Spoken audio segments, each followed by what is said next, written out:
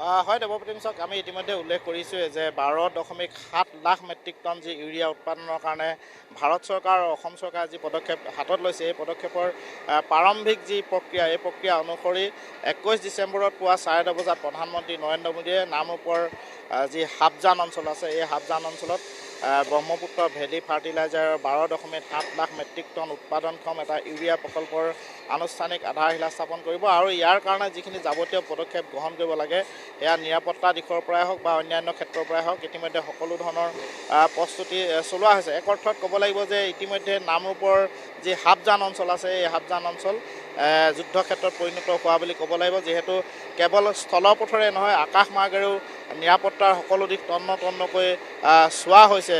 আৰু ইতিমধ্যে সভাস্থলীত নিৰাপত্তাৰক্ষী লোক উপস্থিত আছে আৰু তেওঁলোকে নিৰাপত্তাৰ সকলো দিশ তদাৰক কৰি আছে। মই ভিডিঅ' জাৰ্নেলিষ্ট প্ৰশান্ত চাহাক সেই পৰিৱেশটো দেখুৱাবলৈ অনুৰোধ জনাম যে সভাস্থলীত ইতিমধ্যে স্নিফাৰ ডগ অনোৱা হৈছে আৰু একেলগে প্ৰায় 10,000 লোক বহিব পৰাকৈ যিখিনি আসনৰ ব্যৱস্থা কৰিব লাগে বা ইয়াত যিখিনি যাৱতীয় ব্যৱস্থা গ্ৰহণ কৰিব লাগে, এই সকলো ধৰণৰ ব্যৱস্থা গ্ৰহণ কৰা হৈছে। আৰু যিহেতু এয়া নামৰূপবাসীৰ এটা সপোনৰ প্ৰকল্প আছিল আৰু এই প্ৰকল্পটো বাস্তৱায়িত হ'বৰ কাৰণে ভাৰত চৰকাৰে পদক্ষেপ গ্ৰহণ কৰিছে। আৰু এই পদক্ষেপৰ যি প্ৰাৰম্ভিক অংশ হিচাপে 21 ডিচেম্বৰৰ পুৱা 10:30 বজাত প্ৰধানমন্ত্ৰী নৰেন্দ্ৰ মোদীয়ে নামৰূপৰ হাবজান অঞ্চলত ইউৰিয়া প্ৰকল্পৰ আনুষ্ঠানিক আধাৰশিলা স্থাপন কৰিব। আৰু যিহেতু নামৰূপবাসীৰ এটা দীৰ্ঘদিনীয়া দাবী আছিল, এটা আওপুৰণি উদ্যোগ যিহেতু আছিল ব্ৰহ্মপুত্ৰ ভেলী ফাৰ্টিলাইজাৰ, উৎপাদনক্ষমহীন হৈ পৰিছিল এই ফাৰ্টিলাইজাৰ, অৱশেষত ভাৰত চৰকাৰৰ প্ৰচেষ্টাত আৰু অসম চৰকাৰৰ সহযোগত এই যি প্ৰকল্প, এই প্ৰকল্পটোৱে এটা নতুন ৰূপ পাবলৈ সক্ষম হ'ব বুলি ইতিমধ্যে নামৰূপবাসীয়ে আশা প্ৰকাশ কৰিছে। আৰু যাৰ কাৰণে মোদীয়ে এখন জনসভাত অংশগ্ৰহণ কৰিব 21 ডিচেম্বৰৰ পুৱা 10:30 বজাত। আৰু তাতে তেওঁ এই যি প্ৰকল্প, ইউৰিয়া প্ৰকল্প আছে, 12.7 লাখ মেট্ৰিক টন উৎপাদনক্ষম যি ইউৰিয়া প্ৰকল্প আছে, এই প্ৰকল্পটো আধাৰশিলা স্থাপন কৰিব। আৰু এই প্ৰকল্পটোৰ কাৰ্যক্ষম কৰি তুলিবলৈ বা এই প্ৰকল্পটো স্থাপন কৰিবৰ কাৰণে ভাৰত চৰকাৰ আৰু অসম চৰকাৰে যৌথভাৱে প্ৰায় 12,000 কোটি টকা ব্যয় কৰিব। গতিকে স্বাভাৱিকতে নামৰূপবাসীৰ বাবে এইটো এটা উৎসাহজনক কথা বুলি নিশ্চয়কৈ যিটো নামৰূপবাসীৰ বাবে উৎসাহৰ খবৰ। কিন্তু প্ৰশ্ন দুটা আছে। প্ৰথম প্ৰশ্ন যে এই জনসভাত কিমান লোকৰ সমাগম হ'ব বুলি আশা প্ৰকাশ কৰা হৈছে, তাৰ সমান্তৰালভাৱে দ্বিতীয়টো প্ৰশ্ন হ'ল যে নামৰূপৰ এই হাবজান অঞ্চলত যি ভূমি অধিগ্ৰহণ কৰা হৈছিল, সেই ভূমি অধিগ্ৰহণ কৰাৰ সময়ত কিছুসংখ্যক কৃষকে তেওঁলোকৰ পথাৰত শিল বালি তথা কংক্ৰিটৰ যি নিৰ্মাণ, সেই নিৰ্মাণক লৈ তেওঁলোকে বিৰোধিতা কৰিছিল। গতিকে তেওঁলোকৰ খং ক্ষোভৰ বৰ্তমানৰ শেহতীয়া আপডেট কেনেধৰণৰ, তেওঁলোকে এতিয়াও খং ক্ষোভ কৰিয়ে আছে নেকি? আৰু তাৰ সমান্তৰালভাৱে জানিব বিচাৰিম যে এই যিখন জনসভা হ'ব, যিহেতু এটা বৃহৎ মণ্ডপ সাজি তোলা হৈছে, গতিকে এই মণ্ডপত কিমান লোক বহিব পাৰিব, তাৰ সমান্তৰালভাৱে কিমান লোকৰ সমাগম হ'ব বুলি এই সভাখনত আশা কৰা হৈছে? জিতুল। হয় দেৱপ্ৰতিম চাওক, যিহেতু কিছু বিতৰ্কৰ সৃষ্টি হৈছিলে আৰু য'ত সভাখন অনুষ্ঠিত হ'ব তাত প্ৰায় অতিকমে 10,000 লোকৰ সমাগম ঘটিব বুলি আশা প্ৰকাশ কৰা হৈছে। আৰু এই যি মূল মণ্ডপ আছে, মূল মণ্ডপৰ কাৰণে ইতিমধ্যে আপুনি উল্লেখ কৰিছে যে 140 বিঘা ভূমি অধিগ্ৰহণ কৰা হৈছিলে, য'ত এখন পথাৰ আৰু পথাৰখনৰ সমান্তৰাল বা পথাৰৰ কাষতেই 3খন হেলিপেডৰ ব্যৱস্থা কৰা হৈছে।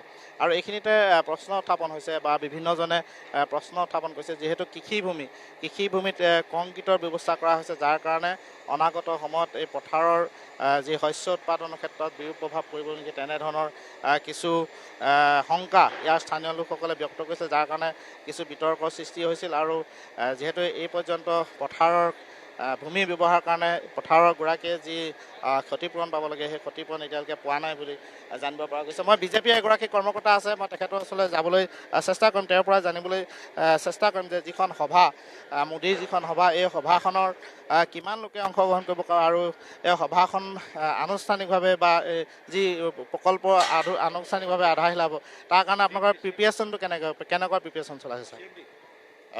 मैं शिव प्रसाद मोहंती, CMD AVFCL हूँ। ये कंपनी जो नया बना है, आप लोग को भी पता है कि इसमें जैसा आसाम सरकार का 40% है, NFL का नेशनल फर्टिलाइजर का 18%, ऑयल इंडिया का 18%, मैं अभी जिस कंपनी में MD हूँ, हल, उसने भी 13% पैसा लगाया और 11% BVFCL का लैंड और इंफ्रास्ट्रक्चर का है।